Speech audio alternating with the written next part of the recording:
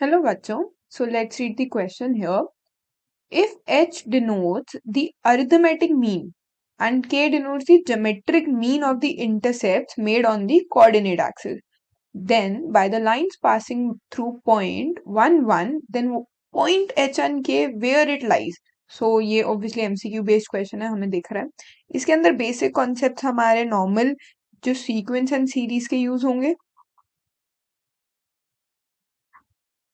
क्योंकि हमसे क्या पूछा है, अरिथमेटिक मीन है, हमारे पास जीएम है, हमारे पास एएम है, तो इनके फॉर्मूलाज यूज होंगे जो अभी हम डिस्कस करेंगे.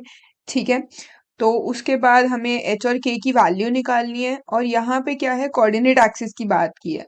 तो अभी हम बेसिक्स आगे बताऊंगी मैं आपको कि पैराबोला के फॉर्मूला यूज होगा. ठीक है, अब अगर हम बात करें, उसने क्या कहा है कि जो एच है वो एम डिनोट कर रहा है.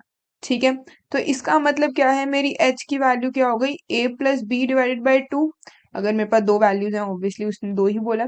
ठीक है, तो अब क्या है, तो 2h किसके बराबर हो गया, ए प्लस बी के बराबर. ये तो हमारी आ गई एक इक्वेशन. ठीक ठीक है, इसको ले लेते हैं फर्स्ट इक्वेशन. अब के क्या डिनोट कर रहा है, हमारा जीएम डिनोट कर रहा है.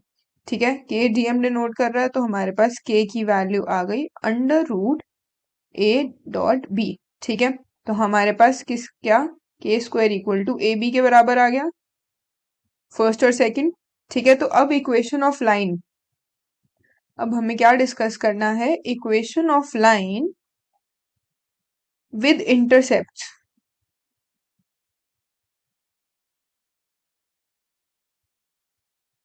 With intercept A and B. ठीक है, रिस्पेक्टिवली. तो उसकी क्या होगी हमारी, x by A plus Y divided by B equals to 1. अब उसने कहा है कि जो पॉइंट 1 1 है वो सेटिस्फाई कर रहा है. ठीक है, सेटिस्फाई द इक्वेशन. सो हम क्या करेंगे, putting point in line we gate.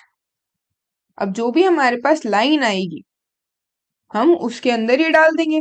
ठीक है, हाँ जी, बिल्कुल सही है. तो अब हमारे पास क्या आ गया है, क्योंकि हमारे पास वो है, तो हमारे पास 1/a+1/b जो है 1 के बराबर है.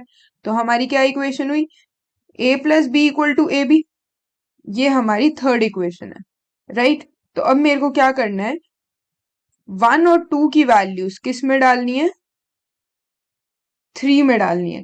ठीक है, तो यहाँ पे अगर मैं वैल्यूज डाल देती हूँ तो इजीली हमारे मिल जाएगा 2h इक्वल टू के स्क्वायर. अगर आप ध्यान से देखोगे तो ये हमारी किसकी इक्वेशन है, हमारे पैराबोला की इक्वेशन, राइट. तो उसने क्या पूछा कि जो पॉइंट h और k है वो कहाँ लाई कर रहे हैं, तो वो लाई कर रहे हैं हमारे पैराबोला पे. तो हमारा आंसर हो गया B part, the parabola. Okay, thank you so much guys, I hope you understand well, best of luck.